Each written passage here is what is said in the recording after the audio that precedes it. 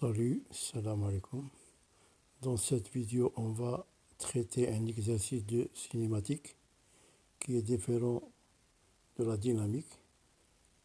La cinématique est l'étude des mouvements sans donner l'intérêt aux causes qui le produisent. Maintenant, tout déterminer la trajectoire du mobile M d'abscisse X et d'ordonnée Y.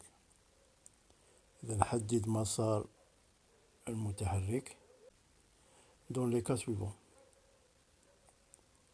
Premier cas. Voilà, nous avons la position de X selon les axes des X et les axes de Y. Là, devant nous, nous avons des équations paramétriques ou des équations horaires.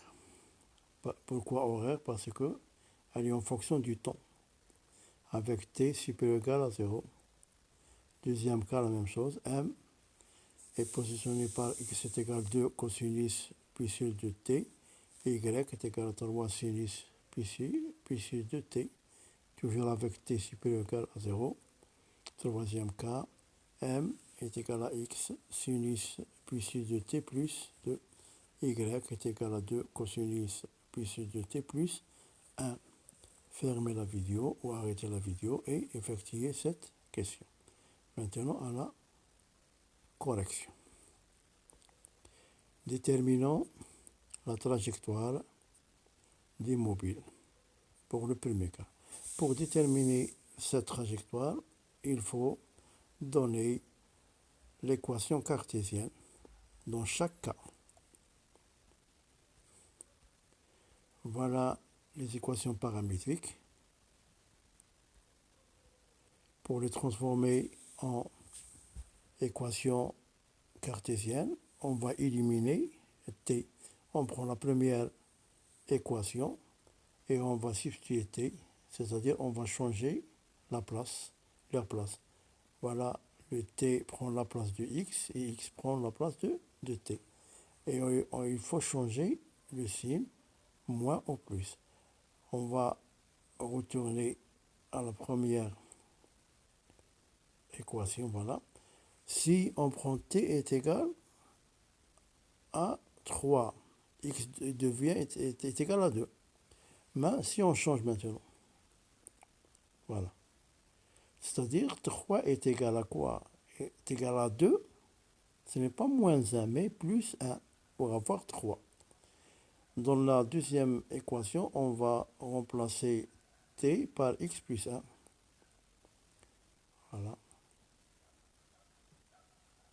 Et on développe. Voilà. En développant, elle nous donne 2x plus 2 moins 1. Plus 2 moins 1, c'est plus 1. On obtient maintenant une équation réduite et on va le transformer en une équation cartésienne de la forme ax plus by plus c est égal à 0. Voilà. 2x moins y plus 1 est égal à 0, dont a est égal à 2 et b est égal à moins 1 et c est égal à 1. La trajectoire du mobile est une droite du vecteur directeur U est égal à 1, 2. Comment on peut calculer le vecteur directeur en cas général qui est égal à moins b et a. Et comme b est égal à moins 1, avec le moins devient 1 et a est égal à 2. Donc, le mouvement du mobile est rectiligne, harakat al-jism mustaqimiyya. On va représenter maintenant cette trajectoire dans un repère orthonomé. On dessine tout d'abord U. Voilà le vecteur U. Et on va choisir un point qui appartient à cette droite. qui est A d'abscisse 0 et d'ordonnée est égal à 1. Le voilà A. Et on trace cette droite qui est vraiment, c'est une demi-droite, ce n'est pas une droite. On va voir après, qui est parallèle à U et qui passe par A. Voilà. Maintenant, on va donner le sens du mouvement. Pour cela, on va utiliser les deux équations horaires. Pour t est égal à 0, x est égal à moins 1, y est égal à moins 1. Voilà le premier point, il se trouve ici. Il faut qu'il appartienne à cette droite.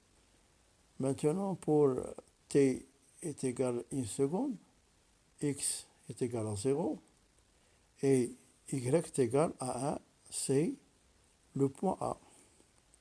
Et maintenant, pour 2, t est égal à 2. On a x est égal à 1, y est égal à 3. Voilà, ce point se trouve là. Maintenant, le mobile effectue cette trajectoire de bas en haut. Voilà le sens du mouvement de bas en haut, mais avec une demi-droite. Pourquoi? Parce que à t est égal à 0, le mobile se trouve dans le point d'abscisse moins 1 et d'ordonnée moins 1. Deuxième cas. Voilà, deuxième cas. Là, pour éliminer t, il faut donner le premier terme en fonction de cosinus et le deuxième terme y en fonction de sinus. Mais au sinus carré, pourquoi? À la fin, quand on met la somme cosinus carré A plus sinus carré A, il donne 1. Voilà, on va enlever x au carré. Et de la même façon pour le deuxième terme, qui va nous donner 2 au carré cosinus carré puis pi sur 2t. Et 4, on va mettre dans le dénominateur du premier terme. Voilà. Et on obtient x au carré sur 4 est égal à cosinus carré pi sur 2t. De la même façon, élevant y au carré. Et de la même façon, élevant deuxième terme au carré. Donc 3 au carré sinus carré pi sur 2t est égal à 9 au dénominateur. Et on obtient y carré sur 9 est égal à sinus carré et x. Maintenant, on va additionner terme à terme. On obtient x carré sur 4 plus y carré sur 9 qui est égal cosinus carré plus sur 2t plus sinus carré plus sur 2t qui est égal à 1. Là, on obtient une équation d'un cône et en cas particulier d'un ellipse. Voilà. La trajectoire du mobile est elliptique et comme la trajectoire n'est pas rectiligne, donc le mouvement est curviligne. إذا هنا الحركة هنا فهي منحنية.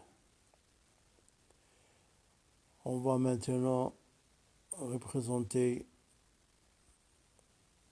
cette forme dans un repère orthonormé. Là, x au carré, on peut l'écrire qui est égal à x plus ou moins 0, le tout au carré. Et y au carré, on peut l'écrire y plus ou moins 0, le tout au carré. Voilà les deux zéros qui représente le centre d'ellipse et aussi le centre d'un rectangle. On va dessiner tout d'abord un rectangle et ensuite on va dessiner l'ellipse. Voilà. Et de ce centre, on va mettre une petite barrière à une distance de deux unités à gauche et de 2 unités à droite. Voilà, elle est en vert. Et nous avons ici 3, c'est de la même façon. On va dessiner 2 barres à une distance de 3 unités de bas et de haut du centre. Voilà. Et ensuite, on va tracer le rectangle. Et ensuite, notre ellipse. Maintenant, on va donner le sens en utilisant les équations paramétriques ou les équations horaires. Maintenant, pour t est égal à 0, x est égal à 2, faire les calculs, et y est égal à 0. Voilà le point d'abscisse 2 et de 0 se trouve là-bas. Voilà. Pour t est égal à 2, x est égal à moins 2 et y est égal à 0. Voilà ce point se trouve à gauche. Là, le mobile peut parcourir cette trajectoire pour arriver au deuxième point, soit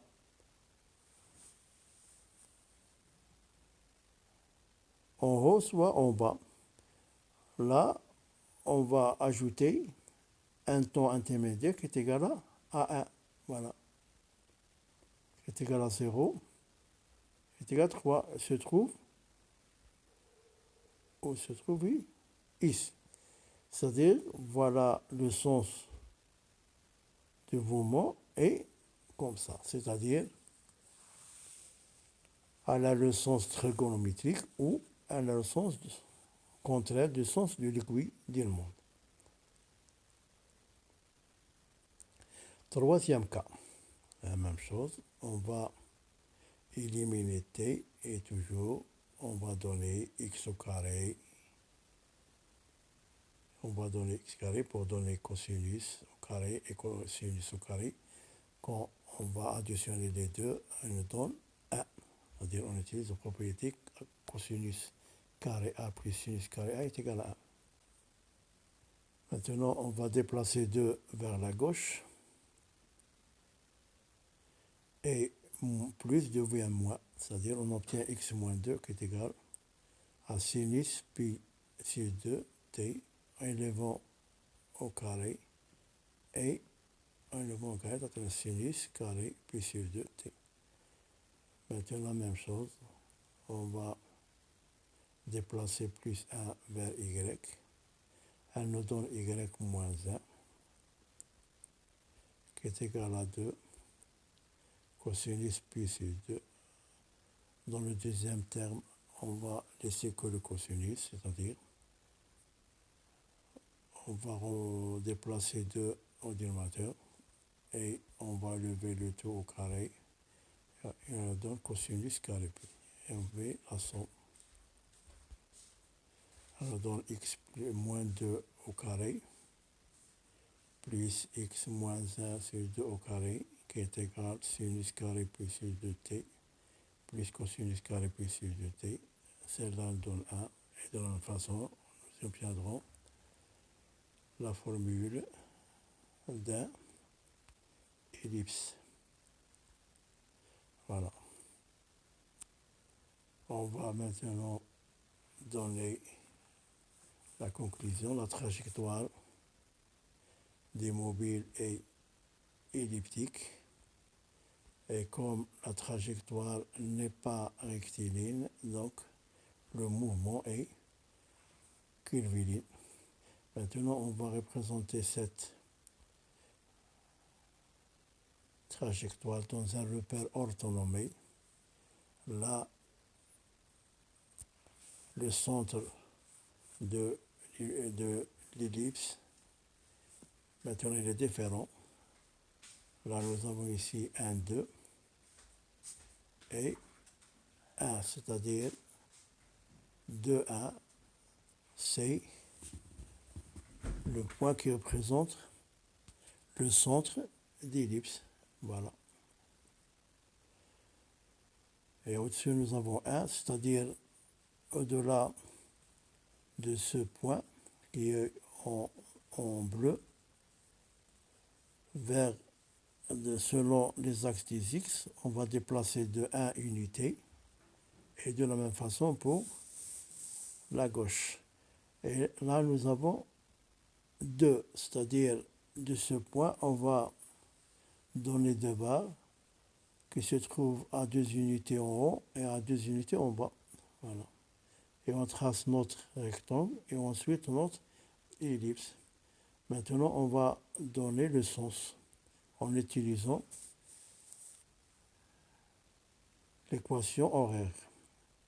Pour t est égal à 0, on obtient x est égal à 2 et y est égal à 3. Voilà, ce point se trouve là. Voilà. Et pour t est égal à 2, on a x est égal à 2 et y est égal à moins 1. Voilà, ce point se trouve là. C'est de la même façon. Pour aboutir au deuxième point, soit le mobile parcourt la trajectoire à droite ou à gauche. Là, on va calculer les coordonnées des points à t est égal à 1, c'est-à-dire le temps intermédiaire. X est égal à 3 et y est égal à 1. Il se trouve là, c'est-à-dire là, nous avons un sens qui est le sens de l'aiguille du montre ou le sens contraire qui est le trigonométrique. Le voilà. Et on voit